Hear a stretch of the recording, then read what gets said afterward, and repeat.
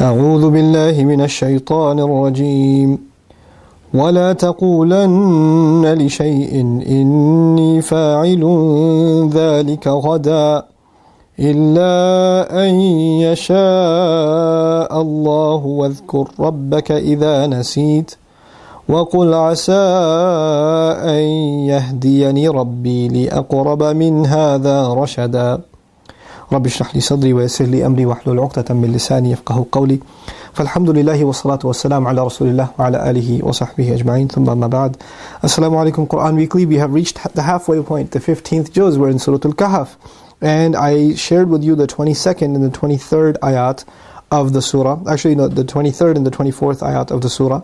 And these are surahs about the phrase insha'Allah that you and I say all the time. Allah says, وَلَا تَقُولَنَّ لِشَيْءٍ, don't you dare say about something, إِنِّي فَاعِلٌ ذَلِكَ غَدًا, no doubt about it, for sure man, I'm going to do that tomorrow. Don't say it about anything, like anything. Don't say I'm going to do this and this in the future. For sure man, I got this. I got this, insha'Allah. إِلَّا أَن يَشَاءَ, except that Allah wills. That I'll do this for sure, except if Allah wills. That's the phrase that you should say. I'll do this unless Allah wills otherwise. In other words, I have full intention of doing this, and the only thing that will get in the way if Allah's plan is different from my plan. That is not under my control. That is the intention of saying, insha'Allah, illa an yasha'Allah, unless Allah actually wills otherwise. Now when we say insha'Allah, we say, I will do this if Allah wills. We say it in the positive sense too. If Allah wills, this will happen, but I'm making my commitment. But you know what we've done? We've taken insha'Allah as the ultimate religious, I'm probably not going to do this. Translated, insha'Allah. Hey brother, are you coming to the program? Yeah, insha'Allah.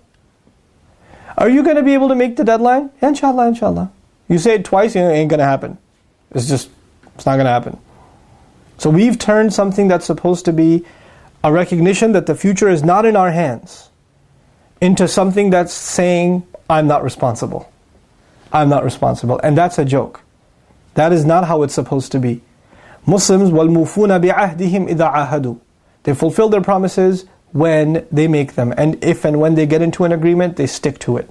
So if you have an agreement, you cannot just use insha'Allah to say, well, that's my way of saying, probably not. Don't do that. Don't use insha'Allah like that. However, you should use it in the correct meaning and with correct belief. And what is that? I'm going to do my best to make it to this meeting, to this appointment, to the class. And the only thing I can't control is the will of Allah. Because if Allah decides there's going to be a storm tomorrow, or my car's not going to start, or I'm not going to be healthy enough to wake up, I don't know any of those things. That is the mashiyah of Allah. But to the best of my efforts, I will do this. And if you show laziness on your part, Allah didn't put any obstacles in your path in doing what you said you would do, and then you turn back and say, well, I guess Allah didn't want it to happen, then you know, and Allah knows, that you're playing games with His word. And this is not something we should do. This is not something we should do. So when we say insha'Allah, it is not an acknowledgement that this might not happen.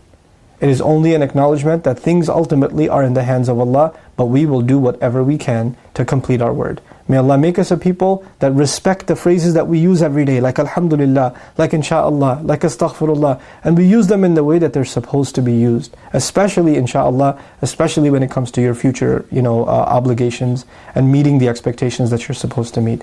Barakallahu li wa lakum, wassalamu alaikum wa rahmatullahi wa barakatuh.